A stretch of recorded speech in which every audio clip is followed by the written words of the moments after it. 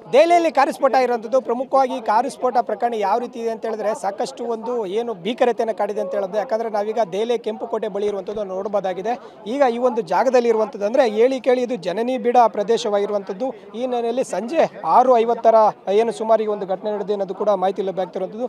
ಈಗಾಗಲೇ ಸ್ಥಳಕ್ಕೆ ಅಗ್ನಿಶಾಮಕ ದಳ ಸೇರಿದಂತೆ ಪೊಲೀಸರು ಮತ್ತು NIA ಮತ್ತು NSG ಅಧಿಕಾರಿಗಳು ಕೂಡ ಒಂದು ಸ್ಥಳಕ್ಕೆ ಭೇಟಿ ನೀಡಿ ಪರಿಶೀಲನೆ ಕೂಡ ನಡೆಸ್ತಾ ಇದ್ದಾರೆ. ಪ್ರಮುಖವಾಗಿ ಇದು ಜನನಿ ಬೀಡ ಪ್ರದೇಶ ಅಂದರೆ VIP ಮೂವ್ಮೆಂಟ್ಗಳು ಒಂದು ಸೇರಿದಂತೆ ಸಾಕಷ್ಟು ಜನರು ಇಲ್ಲಿ ಕೂಡ ಓಡಾಡ್ತಾ ಇರ್ತಾರೆ.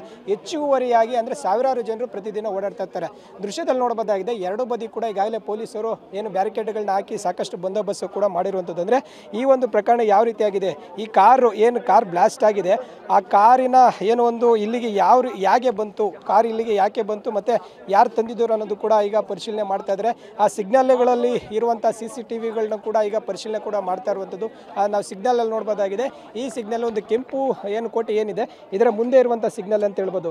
ಇಲ್ಲಿ ಏನು ಸಾಕಷ್ಟು ಪ್ರತಿದಿನ ಸಾವಿರಾರು ಜನರು ಓಡಾಡ್ತಾ ಇರ್ತಾರೆ. ಈ ರೀತಿಯಾಗಿ ಕಾರು ಇಲ್ಲಿಗೆ ಯಾಕೆ ಬಂತು ಮತ್ತು ಯಾರು ತಂದರು ಅನ್ನೋದು ಕೂಡ ಏನು ಒಂದು ತನಿಖೆ ಕೂಡ ಮಾಡ್ತಾ ಇದ್ದಾರೆ. ಈಗ ನಾವು ದೃಶ್ಯದಲ್ಲಿ ನೋಡಿ ಮತ್ತೊಂದು ಕಡೆ ಸಂಪೂರ್ಣವಾಗಿ ಈ ಒಂದು ರಸ್ತೆಯನ್ನು ಬಂದ್ ಮಾಡಿರುವಂಥದ್ದು. ಏನು ಪೊಲೀಸರು ಕೂಡ ಹೆಚ್ಚುವರಾಗಿ ಬಂದೋಬಸ್ತ್ ಕೂಡ ಮಾಡಿಕೊಂಡಿರುವಂಥದ್ದು. ಪಕ್ಕದಲ್ಲೇ ಒಂದು ಹಿಂದೂ ದೇವಾಲಯ ಕೂಡ ಇರುವಂಥದ್ದು. ಅಲ್ಲಿಗೂ ಕೂಡ ಏನು ಪ್ರತಿನಿತ್ಯ ಸಾವಿರಾರು ಭಕ್ತರು ಕೂಡ ಬರ್ತಾರೆ. ಮತ್ತು ಇದೆಲ್ಲ ಏನು ರೆಡ್ ಫೋರ್ಟ್ಗೆ ಬೇರೆ ಬೇರೆ ರಾಜ್ಯಗಳಿಂದ ಪ್ರವಾಸಿಗರು ಕೂಡ ಬರ್ತಾರೆ ಏನಾದರೂ ವೀಕ್ಷಣೆ ಮಾಡೋದಕ್ಕೆ. ಇದೆಲ್ಲ ನೋಡಿದಾದರೆ ಏನು ಪಕ್ಕ ಪ್ಲ್ಯಾನ್ ಮಾಡಿನೇ ಈ ಒಂದು ಬ್ಲಾಸ್ಟ್ಗೆ ಒಂದು ಪ್ಲ್ಯಾನ್ ಮಾಡಿದ್ದಾರೆ ಅಂತ ಹೇಳ್ಬೋದು. ಯಾಕಂದರೆ ಈ ಒಂದು ಭೀಕರತೆ ಅಷ್ಟೊಂದು ಕಾಡ್ತಿದೆ ಅಂತ ಹೇಳ್ಬೋದು.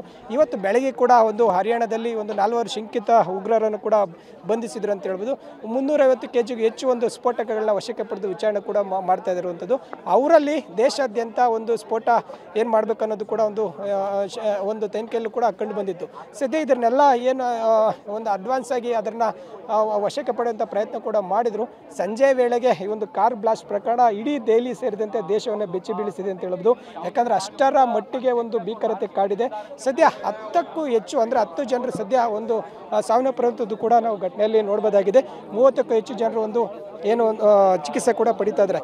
ಇನ್ನು ನಾವು ದೃಶ್ಯದಲ್ಲಿ ನೋಡ್ತಾ ಹೋದರೆ ಇಲ್ಲೊಂದು ಕಾರಿನ ಮುಂಭಾಗದ ಬಂಪರ್ ಕೂಡ ಬಿದ್ದಿರುವಂಥದ್ದು.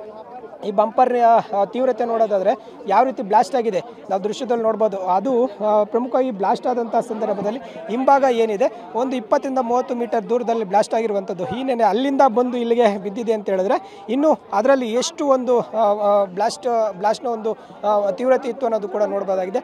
RDA ಸಿಗ್ತಾ ಬೇರೆ ಏನಾದರೂ ಸ್ಫೋಟಕಗಳು ಇರುವತ್ತು ನಿಟ್ಟಿನಲ್ಲಿ ಈಗಾಗಲೇ ಬಾಂಬ್ ನಿಷ್ಕ್ರಿಯ ಸೇರಿದಂತೆ ಸಾಕಷ್ಟು ಅಧಿಕಾರಿಗಳು ಭೇಟಿ ನೀಡಿ ಪರಿಶೀಲನೆ ಮಾಡ್ತಾ ಇದ್ದಾರೆ. ಈಗ ಕಾರಿನ ಮುಂಭಾಗದ ಒಂದು ಬಂಪರ್ ಸೇರಿದಂತೆ ಒಂದು 6ಕ್ಕೂ ಹೆಚ್ಚು ವಾಹನಗಳಿಗೆ ಬ್ಲಾಸ್ಟ್ನಲ್ಲಿ ತೊಡಗಿದ್ವು ಅಂತ ಹೇಳಿದ್ರೆ. ಯಾಕಂದರೆ ಅಷ್ಟರ ಮಟ್ಟಿಗೆ ಒಂದು ಘಟನೆಯಲ್ಲಿ ಇದಾಗಿತ್ತು ಅಂತ ಹೇಳ್ಬೋದು. ಸದ್ಯ ಇಷ್ಟೆಲ್ಲ ನೋಡ್ತಾ ಇದ್ರೆ ಈಗಾಗಲೇ ಕೇಂದ್ರ ಸರ್ಕಾರ ಕೂಡ ಹೈಲೈಟ್ ಮಾಡಿದೆ ಅಂತ ಹೇಳ್ಬೋದು. ಇಂದ ಮತ್ತಷ್ಟು ಭೀಕರತೆ ಮುಂದುವರೆದಿದೆ ಅಂತ ಹೇಳ್ಬೋದು. ಕ್ಯಾಮ್ರಾ ಪರ್ಸನ್ ಅಜಯ್ ಜೊತೆ ಮಹೇಶ್, ಟಿವಿ9 ನವದೆಹಲಿ.